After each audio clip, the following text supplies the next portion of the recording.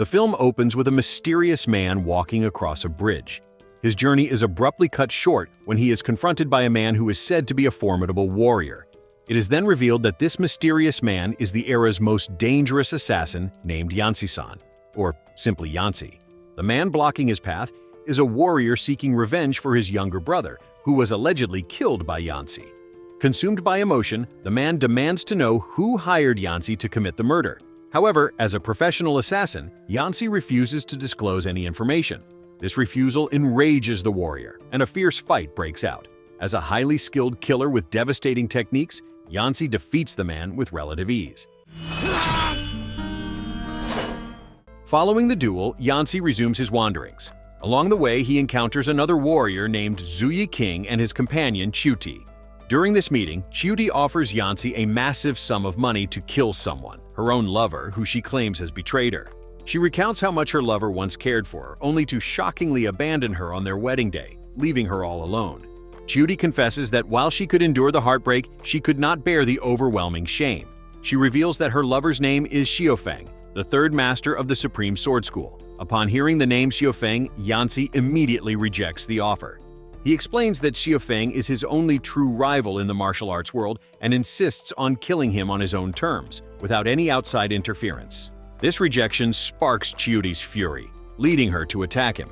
Although Yancy easily overpowers her, he cannot bring himself to kill her and chooses to continue his journey instead.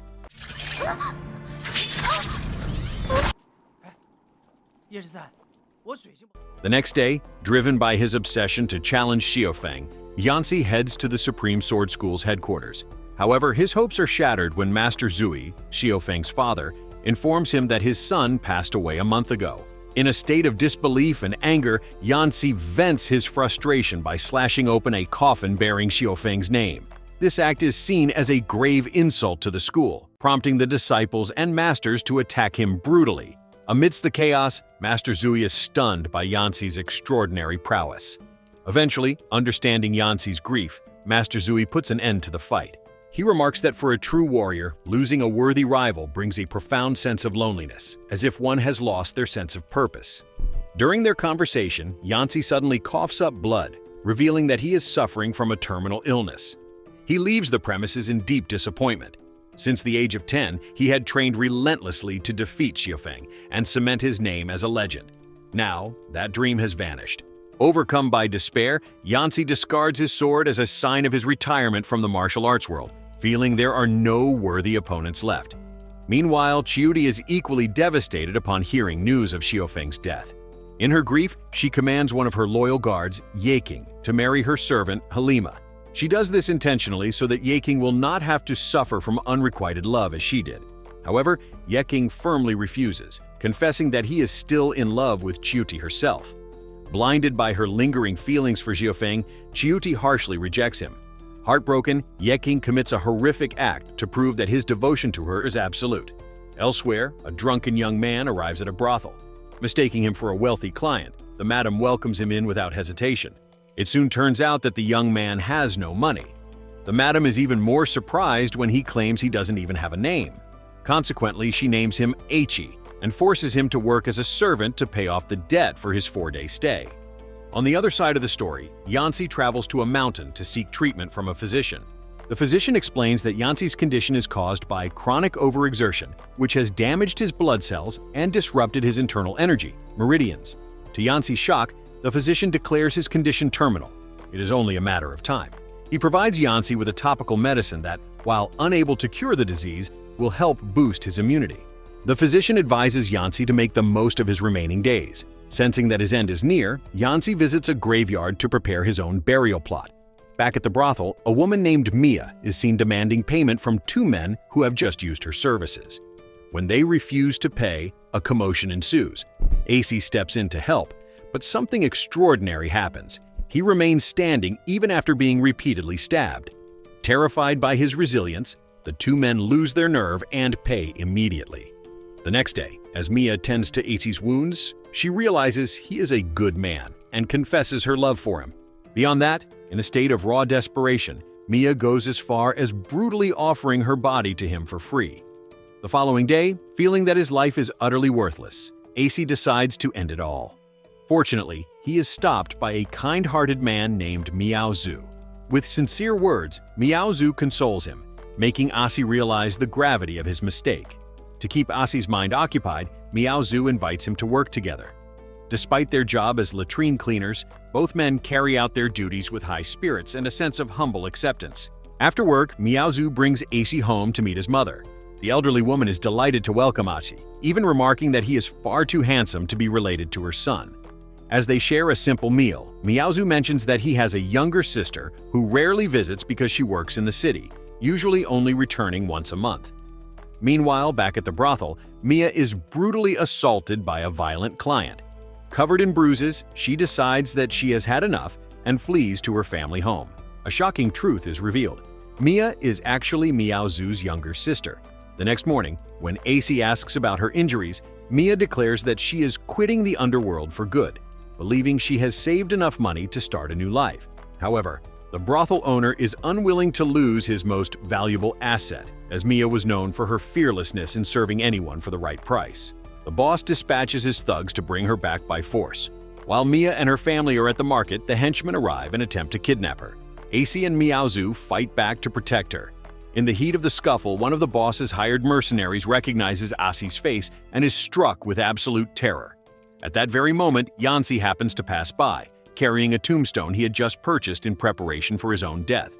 Recognizing both Yancy and Asi, the leader of the thugs is so paralyzed with fear that he loses control of his bowels and flees. Impressed by the display of power, the villagers conclude that Yancy must be a legendary master. They flock to his campsite at the graveyard, pleading with him to teach Achi Kung Fu so the village can finally defend itself against the bandits who constantly oppress them. That night, Yancy infiltrates the brothel owner's compound, decimating the guards. He tracks down the ruthless boss who had long terrorized the region and executes him without hesitation. News of the tyrant's death spreads quickly, and the entire village erupts in celebration. Unaware of Asi's true identity, Yancy decides to take him as his disciple. He wishes to pass on his ultimate sword techniques so his legacy will live on after his death. Yancy claims that once Asi masters his style, no warrior will ever be able to defeat him. With a look of feigned innocence, Achi carefully observes every move Yancy demonstrates. Later, by the lakeside, Yancy laments his greatest regret, never having the chance to duel the world-renowned swordmaster, Xiaofeng. Achi remains silent, leading Yancy to believe the young man simply doesn't understand the weight of his words.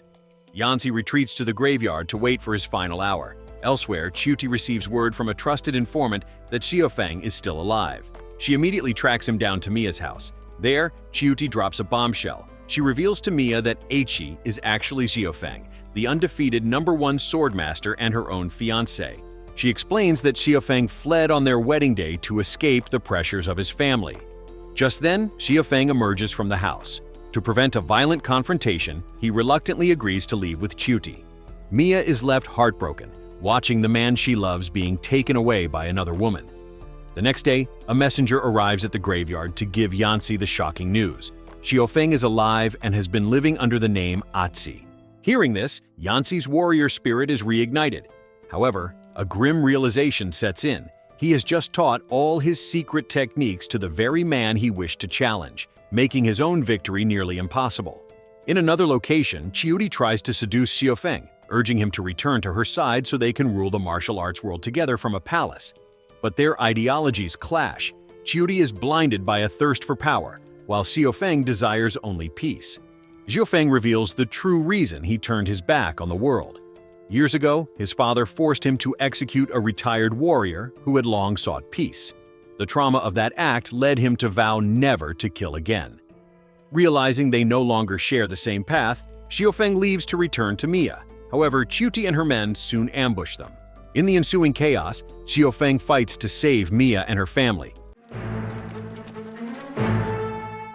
During the struggle, Yaking, Chuti's loyal guard, manages to strike Xiaofeng, temporarily blinding him. Just as things look dire, Yancy suddenly appears and rescues him.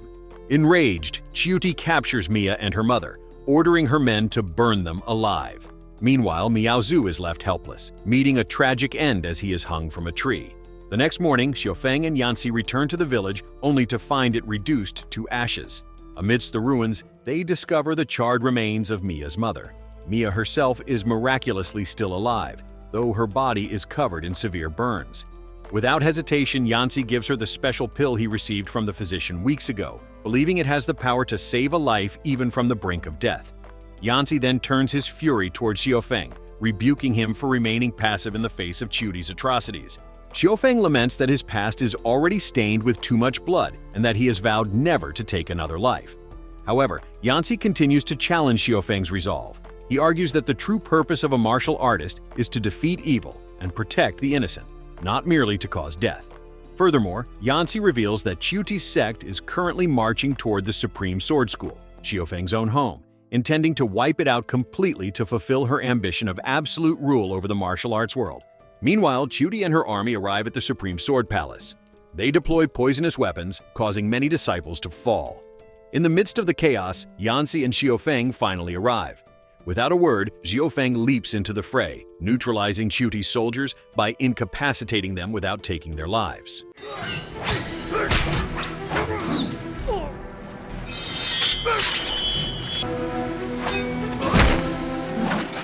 Seeing Xiaofeng yeking, whose long-standing hatred stems from being repeatedly rejected by Chuti because of him, launches a lethal attack. However, Xiaofeng parries his strikes with ease. Consumed by heartbreak and rage, Chuti also joins the attack against Xiaofeng. In the confusion, Yeking tries to close in, but Chuti's sword accidentally plunges through his chest.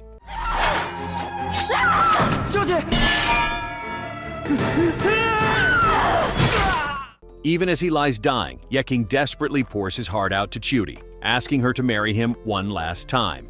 Once again, Chuti rejects him, as her heart still belongs to Xiaofeng.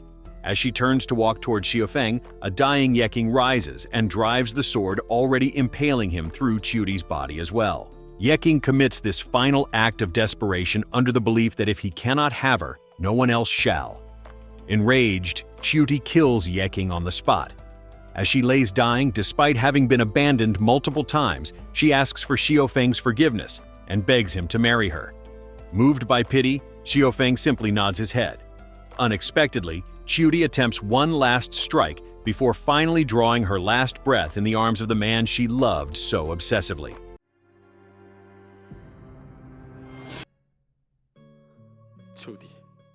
A few days later, once the dust has settled, the two legendary swordsmen meet one last time. Yancy pleads with Xiaofeng to accept his challenge, even though he knows he will likely lose since he has already taught Xiaofeng all of his ultimate techniques. Yancy lives by a strict code. As a true warrior, it is more honorable to fall in battle than to wither away from disease. After a decisive exchange of strikes, Yancy's wish is granted. He dies by Xiaofeng's blade, finding the warrior's death he sought.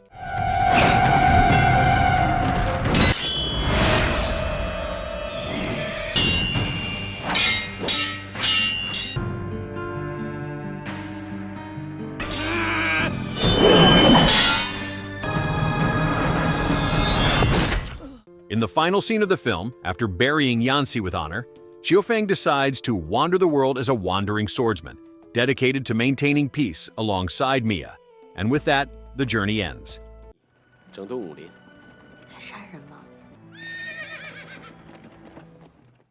So, what did you think of the movie? Leave it in the comments below, and if you enjoyed the video, please like and subscribe for more movie recaps. See you in the next video.